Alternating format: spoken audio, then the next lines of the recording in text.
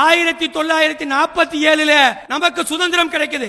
1950 தான் இந்திய அரசியல் அமைப்பு சாசனத்தை உருவாக்கி தருகிறார்கள் நம்முடைய தலைவர்கள் எல்லாம். அந்த 3 வருட காலம் அரசியல் அமைப்பு சாசனத்தை எழுதுவதற்காக எத்தனை விதமான ஆலோசனைகளை செய்து அரசியலமைப்பு சாசனத்தை நமக்கு வழங்கி இருக்கிறார்கள்.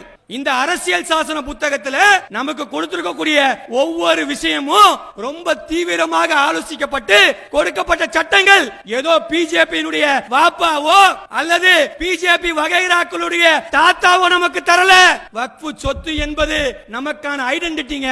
வக்ஃபு சொத்தை பாதுகாக்கணும் என்று சொன்னால் எப்படி சிஏஏ சட்டத்தை கொண்டு வந்த உடனே யாருமே அழைக்காம என்னுடைய குடியுரிமை பறி போயிரும், இந்த தேசத்துல நான் அந்நியனாக்கப்படுவேன் என்று எல்லோரும் ஓடி வந்தாங்க. அப்ப வக்ஃபு சொத்து என்பது இந்த சமுதாயத்தினுடைய வாழ்வாதாரம் சம்பந்தப்பட்டது. இந்தியா முழுவதும் இருக்கக்கூடிய இஸ்லாமியர்கள் முதல்ல களத்தில் இறங்கணும், களத்தில் இறங்கி போராடணும்.